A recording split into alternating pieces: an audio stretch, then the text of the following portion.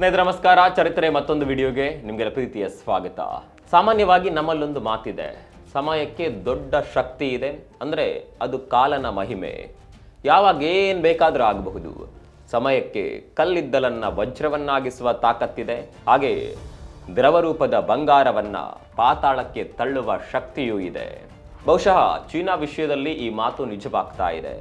ಇಲ್ಲಿವರೆಗೆ ಚೀನಾಗೆ ಹಿಡಿದಿದ್ದ ಶುಕ್ರ ದೆಸೆ ಕೈ ಬಿಟ್ಟಂತಿದೆ. ಅದೇ ವೇಳೆ ಭಾರತಕ್ಕೆ ಉದ್ಯಮೋದ್ಯಮದ ಹೊಸ ಅವಕಾಶಗಳ ಶುಕ್ರ ದೆಸೆ ಶುರುವಾದಂತಿದೆ. ಕಾರಣ ಆಪಲ್ ಸಂಸ್ಥೆ ಚೀನಾದಿಂದ ತನ್ನ ಪೂರೈಕೆಯ ವ್ಯವಸ್ಥೆಯ ಜೊತೆಗೆ ಉತ್ಪಾದನಾ ಘಟಕವನ್ನ ಬದಲಾಯಿಸುವ ಪ್ರಯತ್ನ ನಡೆಸ್ತಾ ಇದೆ. ಸಾಲದಕ್ಕೆ ಚೀನಾದಲ್ಲಿ ಆಪಲ್ ಆರಂಭಿಸಿದ್ದ ತನ್ನ ಮೊದಲ ರಿಟೇಲ್ ಸ್ಟೋರ್ ಅನ್ನ ಮುಚ್ಚುವ ಘೋಷಣೆ ಮಾಡಿದೆ. ಸ್ನೇಹಿತರೆ, ಆದಾಯದ ವಿಚಾರದಲ್ಲಿ ಹಾಗೂ ಬಂಡವಾಳದ ವಿಚಾರದಲ್ಲಿ ಇದೇನು ಅಂತಹ ತಲೆ ಹೋಗುವ ವಿಚಾರ ಅಲ್ಲ. ಆಪಲ್ ಸಂಸ್ಥೆಗಾಗ್ಲಿ ಅಥವಾ ಚೀನಾಕ್ಕಾಗ್ಲಿ ಇದು ದೊಡ್ಡ ವಿಚಾರ ಅಲ್ವೇ ಅಲ್ಲ. ಆದರೆ ಟೆಕ್ ವಿಚಾರದಲ್ಲಿ ಇದು ನಿಜಕ್ಕೂ ದೊಡ್ಡ ಸುದ್ದಿ. ಸಿಂಬಾಲಿಕ್ ಆಗಿ ಇದೊಂದು ಬಂಡವಾಳ ಹರಿವಿನ ಮೇಲೆ ಪರಿಣಾಮ ಬೀರಬಹುದಾದ ನೆಗೆಟಿವ್ ಸುದ್ದಿ. ಆಪಲ್ ಚೀನಾದಲ್ಲಿ ಕೇವಲ ತನ್ನ ಮ್ಯಾನುಫ್ಯಾಕ್ಚರಿಂಗ್ ಯೂನಿಟ್ ಬಂದ್ ಮಾಡ್ತಿಲ್ಲ, ಬದಲಾಗಿ ತನ್ನ ಪೂರೈಕೆ ಜಾಲವನ್ನ ಕೂಡ ರದ್ದು ಮಾಡ್ತಾ ಇದೆ. ಈ ಆಘಾತಕಾರಿ ಸುದ್ದಿಯನ್ನ ನ್ಯೂಯಾರ್ಕ್ ಟೈಮ್ಸ್ ಸೇರಿದಂತೆ ಹಲವು ಖ್ಯಾತನಾಮ ಪತ್ರಿಕೆಗಳು ಪ್ರಕಟಿಸಿವೆ. ಇತ್ತ ಭಾರತೀಯ ಮಾಧ್ಯಮಗಳಲ್ಲೂ ಕೂಡ ಇದು ಸುದ್ದಿ ಮಾಡ್ತಾ ಇದೆ. ನಿಮ್ಗೆ ಗೊತ್ತಿರಲಿ, ಒಂದು ವೇಳೆ ಆಪಲ್ ಚೀನಾದಿಂದ ಕಾಲ್ ಕಿತ್ತಿದ್ದೇ ಆದರೆ ಅದರ ಚಿತ್ತ ಭಾರತದತ್ತ ಎನ್ನುವುದು ಅಷ್ಟೇ ದಿಟ. ಹೀಗಾಗಿ ಆಪಲ್ ಸಂಸ್ಥೆಯ ಈ ನಡೆ ಕುತೂಹಲ ಮೂಡಿಸಿದೆ. ಹಾಗಾದ್ರೆ ಆಪಲ್ ಸಂಸ್ಥೆಗೆ ಚೀನಾದಲ್ಲಾದ ಕಹಿ ಅನುಭವವೇನು? ದಿಢೀರ್ ಅಂತ ಇಂತಹ ಬೆಳವಣಿಗೆ ನಡೆದದ್ದೇಕೆ? ಸಾಂಕೇತಿಕವಾಗಿ ಇದು ಚೀನಾಗೆ ನೀಡಿರುವ ಸಂದೇಶವೇನು? ಹಾಗೆ ಭಾರತಕ್ಕೆ ಸಿಕ್ಕಿರುವ ಅವಕಾಶಗಳೇನು? ಇವತ್ತಿನ ಈ ವರದಿಯಲ್ಲಿ ಎಲ್ಲವನ್ನ ನೋಡ್ತಾ ಹೋಗೋಣ.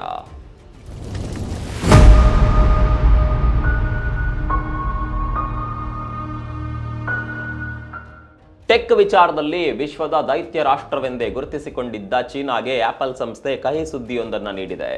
ಆಪಲ್ ಸಂಸ್ಥೆ ರೆಡ್ ಡ್ರ್ಯಾಗನ್ ನೆಲದಿಂದ ಹೊರಬೀಳುವ ಘೋಷಣೆ ಮಾಡ್ತಿದೆ.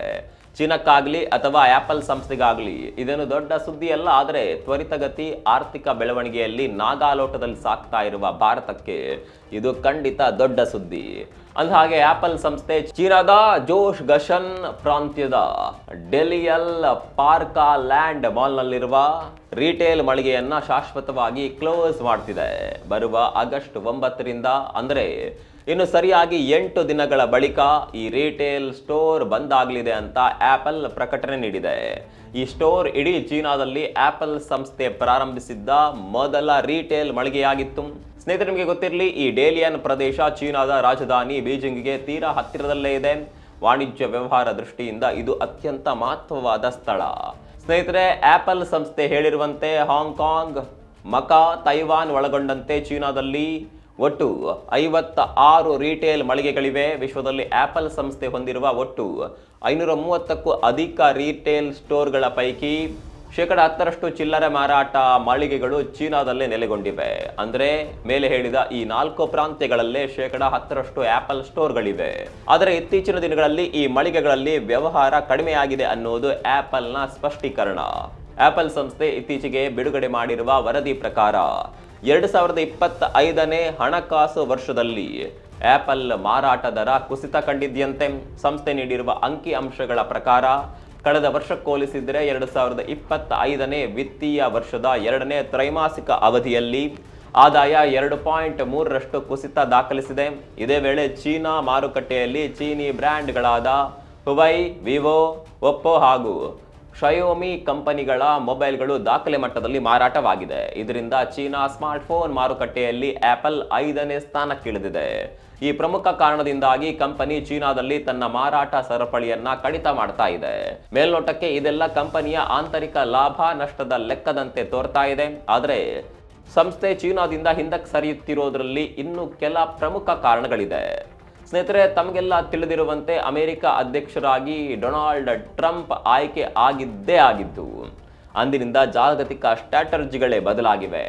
ಟ್ರಂಪ್ ಸರ್ಕಾರದ ತೆರಿಗೆ ನೀತಿ, ಜಿಯೋಪಾಲಿಟಿಕ್ಸ್, ಎಡಬಿಡಂಗಿತನಗಳು ವಿಶ್ವವನ್ನೇ ಗಡಗಡ ಮಾಡುತ್ತಿವೆ. ಅಂತೆಯೇ ಆಪಲ್ ಚೀನಾದಿಂದ ಕಾಲ್ ಕೀಳುತ್ತಿರುವ ನಿರ್ಧಾರದ ಹಿಂದೆ ಅದೇ ಟ್ರಂಪ್ ನೀತಿಯೇ ಕಾರಣ ಎನ್ನಲಾಗ್ತಿದೆ. ಹಲವರು ಗಮನಿಸಿರಬಹುದು, ಚೀನಾದಲ್ಲಿ ಆಪಲ್ ಘಟಕವಾಗಲಿ ಅಥವಾ ಅದರ ಇಕೋಸಿಸ್ಟಮ್ ಆಗಲಿ ಕಾರ್ಯಾಚರಿಸಬಾರದು ಅನ್ನೋದು ಟ್ರಂಪ್ ನಿಲುವು.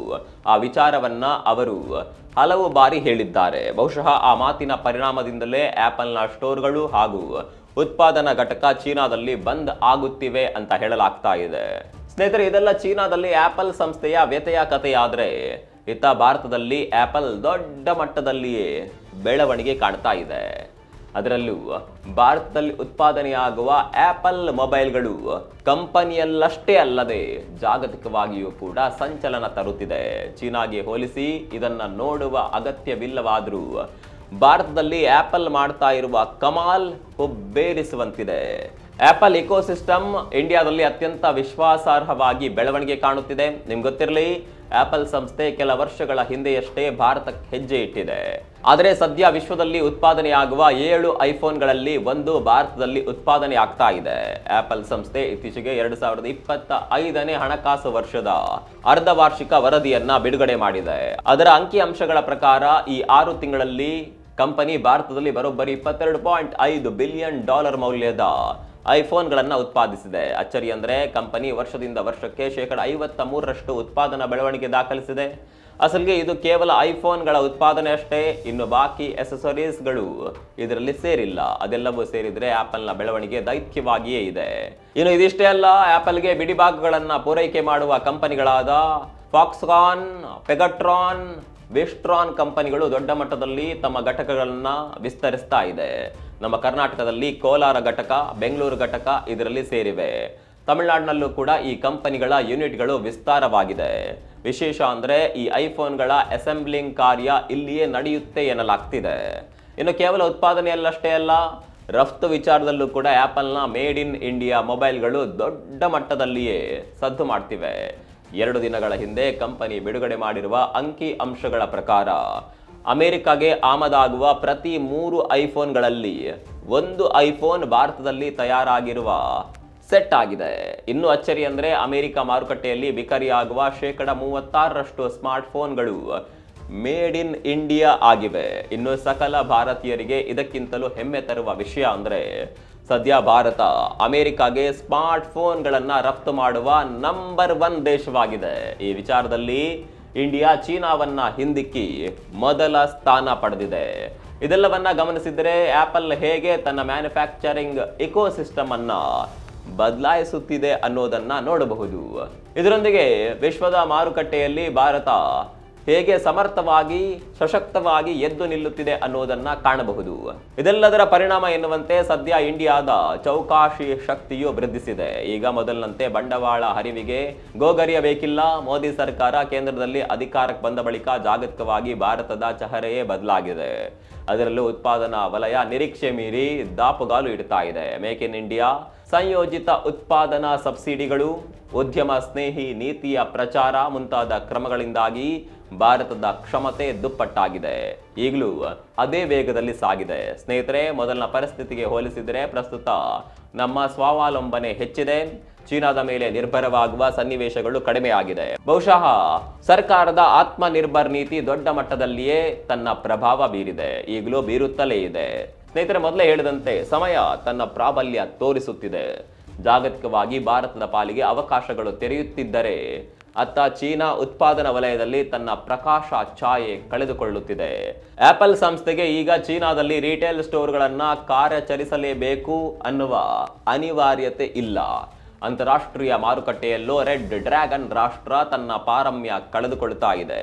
ಕೇವಲ ಆಪಲ್ ಅಷ್ಟೇ ಅಲ್ಲ, ಚೀನಾದಲ್ಲಿ ಅತಿ ಹೆಚ್ಚು ಮಾರಾಟವಾಗುವ ಚೀನಿ ಮೊಬೈಲ್ ಕಂಪನಿಗಳಾದ ಹುವೈ, ಶಯೋಮಿ ಕಂಪನಿಗಳು ಕೂಡ ಚೀನಾದಲ್ಲಿ ಮ್ಯಾನುಫ್ಯಾಕ್ಚರಿಂಗ್ ನಿಂದ ಹಿಂದೆ ಸರಿಯುತ್ತಿವೆ. ಈ ಕಂಪನಿಗಳು ಕೂಡ ತಮ್ಮ ಉತ್ಪಾದನೆಯನ್ನ ಔಟ್ಸೋರ್ಸ್ ಮಾಡ್ತಿವೆ. ಭಾರತ ಹಾಗೂ ವಿಯೆಟ್ನಾಂನಲ್ಲಿರುವ ಘಟಕಗಳಲ್ಲಿ ಈ ಕಂಪನಿಗಳು ತಮ್ಮ ಉತ್ಪಾದನಾ ಸಾಮರ್ಥ್ಯವನ್ನ ವಿಸ್ತರಿಸುತ್ತಿವೆ. ಇದ್ದಕ್ಕಿದ್ದಂತೆ ಚೀನಾದಲ್ಲಿ ಇಂತಹ ಬೆಳವಣಿಗೆಗಳು ಆಗಲು ಕೇವಲ ಟ್ರಂಪ್ ನಿರ್ಧಾರವೊಂದೇ ಕಾರಣವಲ್ಲ, ಬದಲಿಗೆ ಚೀನಾದಲ್ಲಿ ಈಗ ಉತ್ಪಾದನಾ ವೆಚ್ಚ ಗಣನೀಯವಾಗಿ ಏರಿದೆ. ಜೊತೆಗೆ ಅಮೆರಿಕದಿಂದ ಸಾಕಷ್ಟು ಆರ್ಥಿಕ ನಿರ್ಬಂಧಗಳು ಹೇರಲ್ಪಡುತ್ತಿವೆ. ಹೀಗಾಗಿ ಸಹಜವಾಗಿಯೇ ಇದು ಉತ್ಪಾದನಾ ಕ್ಷೇತ್ರದ ಮೇಲೆ ನಕಾರಾತ್ಮಕ ಪ್ರಭಾವ ಬೀರುತ್ತಿದೆ. ಇದರಿಂದ ಚೀನಾದ ಮೊಬೈಲ್ ಉತ್ಪಾದನಾ ವಲಯ ದೊಡ್ಡ ಮಟ್ಟದಲ್ಲಿ ಹಿನ್ನಡೆ ಅನುಭವಿಸುತ್ತಿದೆ.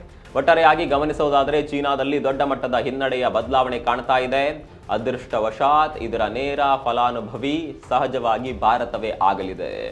ಚೀನಾದಿಂದ ಕಾಲ್ ತೆಗೆಯುವ ಕಂಪನಿಗಳಿಗೆ ಭಾರತ ಮತ್ತಷ್ಟು ಪ್ರೋತ್ಸಾಹ ಕೊಟ್ಟಿದ್ದೇ ಆದರೆ ಮುಂದಿನ ದಿನಗಳಲ್ಲಿ ಮೊಬೈಲ್ ಉತ್ಪಾದನಾ ಕ್ಷೇತ್ರದಲ್ಲಿ ಭಾರತ ಮತ್ತಷ್ಟು ಮಿಂಚಲಿದೆ. ಚೀನಾದ ಈ ಹಿನ್ನಡೆ ಬಗ್ಗೆ, ಭಾರತದ ಈ ಬೆಳವಣಿಗೆ ಬಗ್ಗೆ ನಿಮ್ಮ ಅಭಿಪ್ರಾಯವನ್ನು ಕಾಮೆಂಟ್ ಮಾಡಿ. ಮತ್ತೊಂದು ವಿಡಿಯೋ ಸಿಗೋಣ. ಅಲ್ಲಿವರೆಗೂ ನಮಸ್ಕಾರ.